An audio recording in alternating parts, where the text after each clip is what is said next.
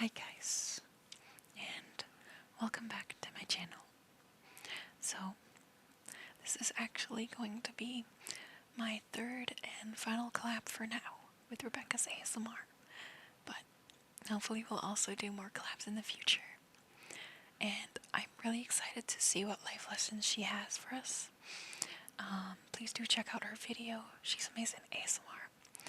But without further ado, let's just get into the life lessons.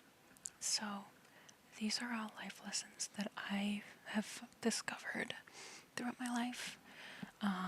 Some of them might be like pretty cheesy, but I really think that they are true, and hopefully it might just be good reminders for you, or you might be learning something new. So, yeah. So, the first life lesson that I have for you guys is to be authentic to yourself. Because you're the only person that you're ever going to live with forever, and you're somebody that you're always going to be with no matter what you try. You're always going to be there. So I think that in order to make yourself happy, in order to feel like you're validating yourself, you have to be authentic. You have to wear what you want, especially. I know it's really hard. It's really, really hard. But you don't have to dress a certain way that you don't want to. So, for example, the way that I have my room set up, the way that I dress, is not really something that is very accepted in society for people that are, like, as they get older.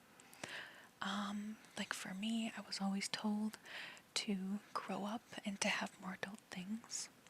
But you live this life for yourself.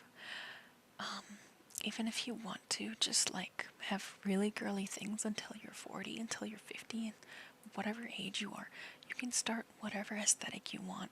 You can wear anything you desire. Don't let anybody stop you from that, okay?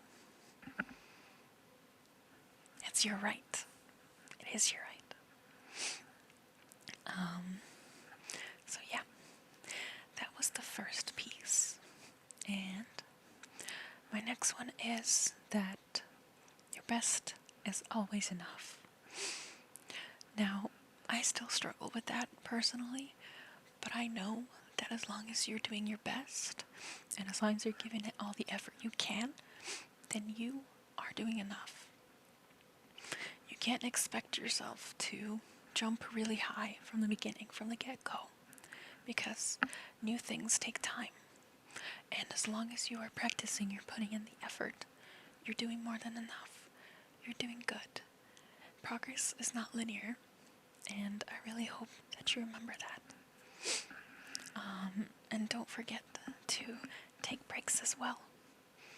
You need lots of breaks, because we are not machines, and we need time off. We really do. And I find myself the most productive when I do give myself time off, when I don't push and push until I can't anymore. Because burnout is real. Burnout is really real. And I don't want you to face that. I want you to be happy, and I want you to be able to take breaks without guilt. It'll take time, but I know you can do it. I know you can do it. So, the next one I have that's very important is to love yourself. And it relates to the first point, because you only have you as your constant throughout your whole life. People will come and go, friends will come and go, acquaintances will come and go, but you're always going to have yourself. So you have to start building yourself into somebody that you love, somebody that you want to be with. So that could be having certain morals, or it could be developing certain hobbies, befriending certain people that you want in your life. Give yourself respect. I know it's really hard.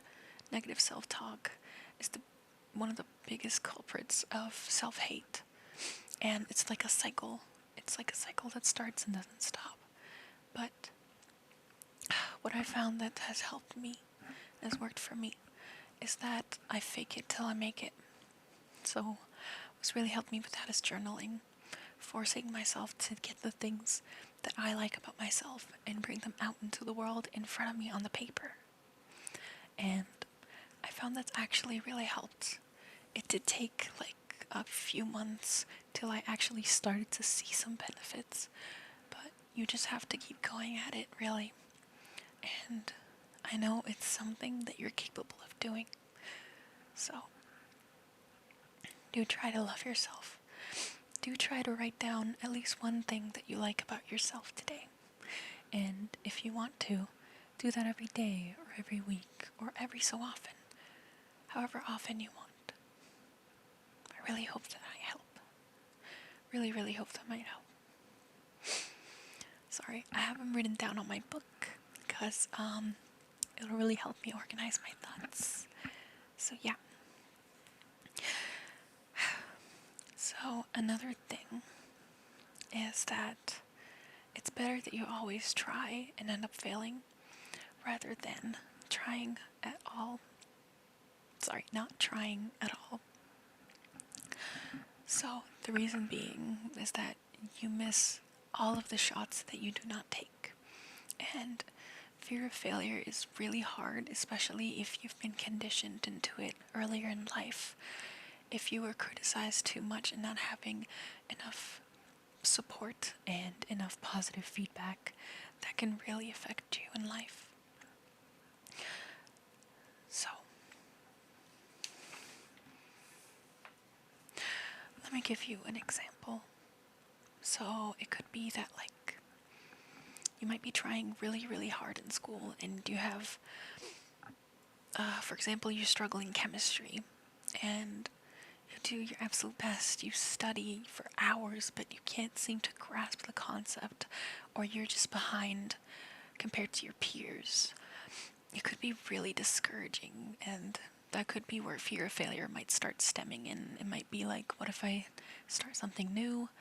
What if I just start failing? And failure is not a great feeling. But the more that you avoid starting new things and being okay with not being good at them, the more that it's harder for you to keep trying new things, and the more you're going to try to stick to your basics, try to stick to the safe things. But what is life without trying? You know what I mean? I think that everybody can do it. Everybody can try. Just try. It could be anything. It could be a small thing. It could be anything. It could be like trying a new hairstyle, for example. It doesn't have to be drastic at all. But I found that really helps me personally. So all of this is just advice that I've accumulated from my experiences. Just a reminder for everybody. And another one I have for you guys is try not to stress about what's out of your control. So I have an analogy that I've written down and thought about. You can put the token through the claw machine, right? And put in the work to get the prize that you want. But there's still a chance for either way, either outcome. You might be able to get the toy right away, or it just might drop and you have to try again. Such is life. There are things that are out of your control. There are chances and things that you're not able to sway in your favor sometimes. And we just have to learn to be comfortable in the uncomfortable. Now, all of these things that I've written down, I actually do still struggle with, but these are just ways that I try to cope with them personally, and I really hope they might help you too. Strategies that help me personally with anxiety, things like that, is focusing on things that I can control within me. So that could be something like a video game that you can control. For example, Minecraft. You can control exactly where the block goes, and you can just build whatever house you want. You have complete control of that.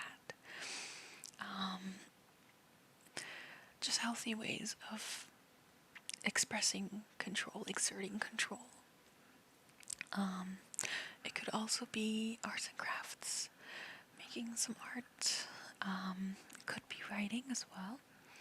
Just anything that you're able to actively work on and actually yield results will encourage you to try to seek out things that you might fail at too. Just referring to the previous point. So, yeah, engage in your hobbies. Do engage in your hobbies. And another one that I have is be gentle with yourself. Because if you're not gentle with yourself, then the world's burdens will get really hard on you. You have to start being your safe space. You have to start being someone that doesn't judge your situations as right or wrong, like decisions that you might have made in the past, because there really is not like a set, this is how it was supposed to go. There is only, I've tried my best, and this is the outcome. Now, you can also have morals to guide it. That's the thing as well. You can have morals to guide where you want to go. And honestly, yeah, in comparison is the thief of joy. And especially if you compare your experiences as well, progress is never linear. There's days that are good and days that are awful. But try to keep it a little more neutral. Try to remember that it is the human experience, unfortunately. And there's beauty and tragedy in everything that happens. So, moving on, the last point that I have for you guys today, I do want to give a trigger warning for sure, because it does have to do with parental abuse, but just touching on it, not really discussing what happened, but advice for people that have been through parental abuse, because I personally have, and I had to cut ties with family, unfortunately. But I really hope that this might be able to reach some people where this might help them or make you feel like you're less alone. Because, yeah. Okay. So, my first advice is that you have to remember that nobody's allowed to treat you with disrespect. Nobody is. You have your rights, and you have to reinforce them in people in your life, because if you don't create those boundaries, people will keep pushing them and pushing them. So you need to start these boundaries. You need to start being defensive about yourself and your safety. That is emotional safety, that is physical safety, that is mental safety. You have to always look out for yourself, especially as an adult. There's no like parent to guide you through that, to put that boundary for you. But even then, it's really ironic in parental abuse situations, because they're actually the ones that are hurting us. They're actually the ones that have been hurting us. So then it gets really difficult and it gets really messy later on in life, because you were taught that overstepping boundaries was okay by your parents. They've broken so many boundaries at this point that you're like, maybe I just have to people please all the time. Maybe I just have to push and push and have other people first. But in reality, you should be first. And your parents should not have to vicariously live through you and control everything. That's not how it's supposed to be. You are your own individual. So nobody's allowed to treat you with disrespect. Not your family, not your friends, not anybody. I hope that whoever's in an awful situation right now is able to get out of it. Sorry, roommate. And remember that setting boundaries is not selfish. It's never selfish to set boundaries. If anything, it's an act of self-care. And it's okay to be called quote-unquote selfish. I think that you have every right to take care of yourself first. Because if you don't take care of yourself, who will? And remember that also saying no is not selfish either. Saying no, it's a very powerful thing. And if people respect that, then they are people that are your friends. And if your friends don't accept a no, then that means they weren't your friends in the first place. It means they did not want what's best for you. So yeah. And this is the last point that I've been reiterating a lot throughout this video. Put yourself first. Put yourself first. Always put yourself first.